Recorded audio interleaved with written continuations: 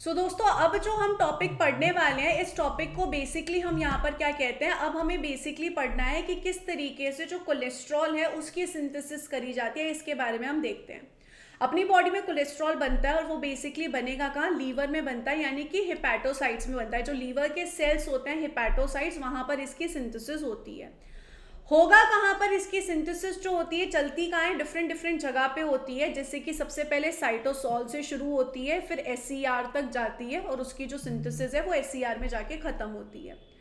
अगर हम कोलेस्ट्रॉल की सिंथेसिस में देखें तो कोलेस्ट्रॉल की सिंथेसिस में टोटल 4 स्टेप्स लगते हैं। टोटल 4 स्टेप्स से हम कोलेस्ट्रॉल की सिंथेसिस कर सकते हैं और शुरुआत होती है एसिटाइल कोएंजाइम ए से। एसिटाइल कोएंजाइम ए को हम यूज करते हैं और उसको यूज करके हम बेसिकली सिंथेसिस करते हैं। अगर हम कोलेस्ट्रॉल का स्ट्रक्चर देख लें तो आप यहाँ पर ये देख सकते हो, ये जो होता है कोलेस्ट्रॉल का स्ट्रक्चर होता है जिसमें 4 रिंग्स होती है। 3 रिंग्स 6-6 कार्बन की होती है और एक रिंग जो होती है वो 5 कार्बन की बनी होती है। तो हमें यहाँ पर क्या करना है, हमें यहाँ पे 4 स्टेप करने हैं। सबसे पहले हम किसको यूज करेंगे, एसीटेट को यूज करेंगे। एसीटेट जो है वो यहाँ पर बेसिकली कितने कार्बन का स्ट्रक्चर होता है, 2 कार्बन का स्ट्रक्चर यहाँ पर बेसिकली होता है। इसको यूज करके हम मेवलोनेट बनाएंगे। मेवलोनेट जो है वो बेसिकली 6 कार्बन का होता है।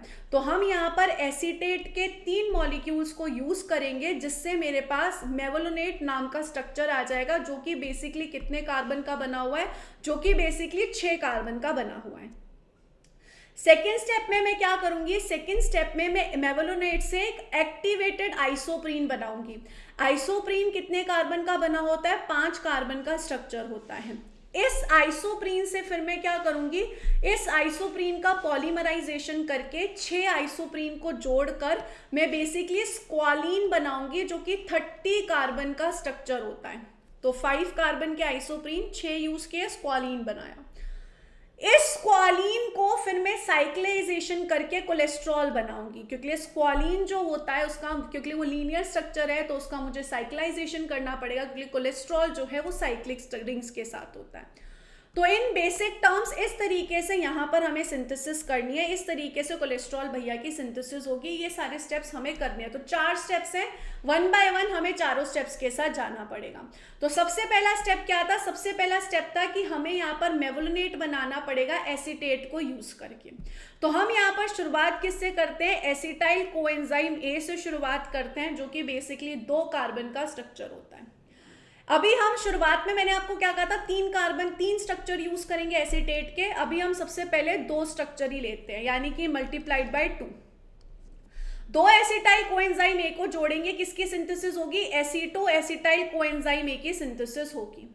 यहां पर जो एंजाइम आएगा वो आएगा एसिटाइल कोएंजाइम में एसिटाइल ट्रांसफरेज। क्योंकि लिए इसमें मैंने क्या किया, अब आप ध्यान से देखना, मैं यहां पर क्या करूंगी, मैं यहां पर 2 एसिटाइल कोएंजाइम में यूज करूंगी। तो एक एसिटाइल कोएंजाइम में तो ऐसे के ऐसा रहेगा, और एक एसिटाइल कोएंजाइम ए से मैं सिर्फ और सिर्फ ये जो एसिटाइल ग्रुप है वो ट्रांसफर करूंगी, कोएंजाइम ए को रिलीज कर दूंगी। तो यहाँ पर ये कोएंजाइम में रिलीज हो जाएगा। यहाँ पर ये एक एसिटाइल कोएंजाइम ए से एक यहाँ पर दूसरा एसिटाइल ग्रुप अटैच हो चुका है। तो नाम क्या आया, एसीटो एसिटाइल कोएंजाइम ए, इसलिए नाम क्या आया, acetyl coenzyme A acetyl transferase, कि एसिटाइल कोएंजाइम ए पे एसिटाइल ट्रांसफर किया। अब ये स्ट्रक्चर कितने कार्बन का है, 4 कार्बन का। इसके ऊपर हम third molecule of acetyl coenzyme में ऐड करेंगे, तीसरा मॉलिक्यूल भी आ गया। सेम इसमें से भी कोएंजाइम में रिलीज करा देंगे और यहां पर हमारे पास आ जाएगा HMG कोएंजाइम में। नाम है HMG कोएंजाइम में सिंथेस। HMG कोएंजाइम में सिंथेस ने यहां पर किसकी सिंथेसिस कर दी, HMG की सिंथेसिस कर दी, जो कि एक इंपॉर्टेंट एंजाइम होता है। और HMG एक बहुत इंपॉर्टेंट हमारे पास सबस्ट्रेट है और प्रोडक्ट भी है, क्योंकि अभी ये बना है और अब नेक्स्ट स्टेप में सबस्ट्रेट की तरह एक्ट करेगा। HMG कोएंजाइम की फुल फॉर्म होती है beta hydroxy beta methyl glutaryl coenzyme. इसकी यहाँ पे हमने सिंथेसिस कर दी है। ये साइटोप्लाज्म में बेसिकली प्रेजेंट है, तो हम यहाँ पर कोलेस्ट्रॉल की इससे सिंथेसिस करवाएंगे। ये जो HMG कोएंजाइम ए है इसका अब हम रिडक्शन करेंगे, और ये जो स्टेप होगा जिसमें अभी हम रिडक्शन करें, कमिटमेंट स्टेप होता है, मतलब कमिटेड स्टेप है। मतलब अगर यहाँ पर ये चल रहा है तो यहाँ पर कोलेस्ट्रॉल की सिंथेसिस होगी, ये बहुत इंपॉर्टेंट स्टेप होता है। HMG कोएंजाइम में रिडक्टेज जो होता है एक इंटीग्रल मेम्ब्रेन प्रोटीन है SCR का। तो यहाँ पर ये जो एंजाइम होता है ये बेसिकली कहाँ होता है, स्मूथ एंडोप्लाज्मिक रेटिकुलम के मेम्ब्रेन में प्रेजेंट होता है, और ये एक मेजर पॉइंट होता है रेगुलेशन में पाथवे टू कोलेस्ट्रॉल में। मैंने कहा था ना ये बहुत मेजर एंजाइम है, अगर आपको कोलेस्ट्रॉल की सिंथेसिस करनी है, it is very important enzyme. ये एक रेट लिमिटिंग एंजाइम है, ये एक रेट लिमिटिंग एंजाइम है, यानी कि किस रेट से सिंथेसिस होगी हमारे प्यारे से कोलेस्ट्रॉल की, उस चीज को यही एंजाइम जो है वो डिसाइड करता है। कहाँ पे प्रेजेंट होता है, SCR की मेम्ब्रेन में प्रेजेंट होता है, इस चीज को आप ध्यान रखना। इससे मैंने क्या किया, 2 NADPH को यूज करके मैंने NADP की सिंथेसिस की, इसलिए तो मैंने रिडक्टेज नाम लिखा है ना। रिडक्टेज क्यों, क्योंकि लिए हम यहाँ पर इस स्ट्रक्चर को रिड्यूस कर रहे हैं। तो हम यहाँ पर NADPH से उसके प्रोटोन लेकर किस में ट्रांसफर कर देंगे, इस HMG में ट्रांसफर कर देंगे और इससे मेवोलिनेट बनाएंगे। ये जो कोएंजाइम है रिलीज हो जाएगा, NADP भी यहाँ पर रिलीज हो जाएगा, 2 NADPH हमने यहाँ पर यूज किए। फाइनली मेरा जो फर्स्ट स्टेप है वो कंप्लीट हो जाएगा। फाइनली जो मैंने यहाँ पे कहा था मेवोलिनेट, उसकी मैंने सिंथेसिस करवा दी है। तो मेरे पास यहाँ पर फर्स्ट स्टेप मेवोलिनेट की सिंथेसिस हो चुकी है। अब मैं सेकेंड स्टेप की तरफ बढ़ूंगी। सेकेंड स्टेप क्या था, सेकेंड स्टेप था कि मेवोलिनेट से आइसोप्रीन यूनिट्स की हमें सिंथेसिस करनी है, तो हम उसकी तरफ जा रहे हैं, हम उसकी सिंथेसिस कर रहे हैं। तो let's move towards the second step. तो इस कंडीशन में मेरे पास अभी क्या है, मेवोलिनेट है। कितने कार्बन का स्ट्रक्चर है, 6 कार्बन का स्ट्रक्चर है, जो कि मैंने 3 एसीटेट को यूज करके बनाया है। मेवोलिनेट से हम क्या करेंगे, मेवोलिनेट के ऊपर हम एक्ट करवाएंगे मेवोलिनेट 5-फॉस्फोट्रांसफरेज। ट्रांसफरेज नाम से ही पता चल रहा है क्या करेगा, फॉस्फेट ग्रुप को ट्रांसफर करेगा। इस प्रोसेस में भी ATP को यूज किया जाएगा और हमारा जो मेवोलिनेट का 5th कार्बन है उस पर फॉस्फेट ग्रुप आ जाएगा। तो यहां पर क्या होगा, 5-फॉस्फोमेवोलिनेट होगा। एक एक करके मुझे बेसिकली क्या करने हैं, अभी सिर्फ मैंने पहला फॉस्फेट ट्रांसफर किया, एक एक करके मुझे क्या करने हैं, 3 phosphate groups are transferred from 3 ATP molecules to mevalonate. अभी तक मैंने सिर्फ फर्स्ट फॉस्फेट को ट्रांसफर किया, मुझे ऐसे 3 फॉस्फेट को ट्रांसफर करना है। सेकेंड स्टेप में आएगा फॉस्फोमेवोलिनेट काइनेस, ये यहां पर मुझे सेकेंड फॉस्फेट देकर जाएगा। थर्ड स्ट्रक्चर में यहां पर अब मैं अगले स्ट्रक्चर में क्या करूंगी, अगले स्ट्रक्चर में मैं फॉस्फोमेवोलिनेट डी कार्बोक्सिलेज को यूज करूंगी। इस कंडीशन में बेसिकली क्या होगा, इस कंडीशन में यहां पर हम बेसिकली क्या करने वाले हैं, इस कंडीशन में हम यहां पर बेसिकली जो तीसरा फॉस्फेट है वो ऐड करने वाले हैं। लेकिन ये कहाँ पे ऐड होगा, ये ऐड होगा 3-फॉस्फो-5-पायरोफॉस्फोमेवोलिनेट बनाने के लिए। यानी कि जो थर्ड कार्बन है इसके ऊपर मैंने जो फॉस्फेट ग्रुप है वो अटैच कर दिया। तो क्या आया, 3-फॉस्फो-5-पायरोफॉस्फोमेवोलिनेट की सिंथेसिस हो चुकी है। इस तरीके से यहाँ पर मेरे पास 3 फॉस्फेट जो है स्ट्रक्चर के साथ दोस्तों अटैच हो चुके हैं। अब हम यहाँ पर नेक्स्ट क्या करेंगे, अब हम यहाँ पर आगे समझते हैं। अब आगे क्या करने वाले हैं, अब हम आगे यूज करेंगे पायरोफॉस्फोमेवोलिनेट डी कार्बोक्सिलेज।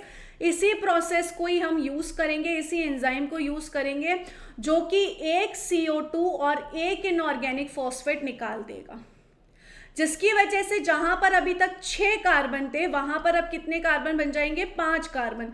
जहां पर अभी तक 3 फॉस्फेट थे कितने कार्बन बच जाएंगे, 2 फॉस्फेट बच जाएंगे। 3 फॉस्फेट से 2 फॉस्फेट हो गए, 6 कार्बन से 5 कार्बन हो गए। तो यहां पर आप देख सकते हो 1 कार्बन, 2 कार्बन, 3, 4, 5 कार्बन और 2 फॉस्फेट आ गए।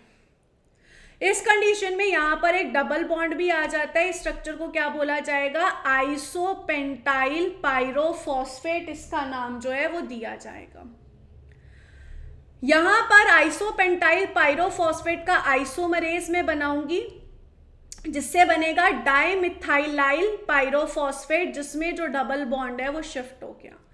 ये जो स्ट्रक्चर्स होते हैं ये एक्टिवेटेड आइसोप्रीन होते हैं और 5-5 कार्बन के स्ट्रक्चर होते हैं। आप इस चीज को चाहें तो रीड कर सकते हैं। Phosphate attach to the carbon 3 hydroxyl group of mevalonate is the intermediate three phospho five pyrophosphomevalonate is a good leaving group. Good leaving group यानी कि ये बहुत जल्दी लीव कर सकता है। Both this phosphate and the nearby carboxylic group leave, मैंने आपको जैसे कि कहा था कि ये फॉस्फेट भी निकल गया और कार्बोक्सिलिक ग्रुप भी निकल गया, producing a double bond in the 5 carbon product isopentenyl pyrophosphate बना।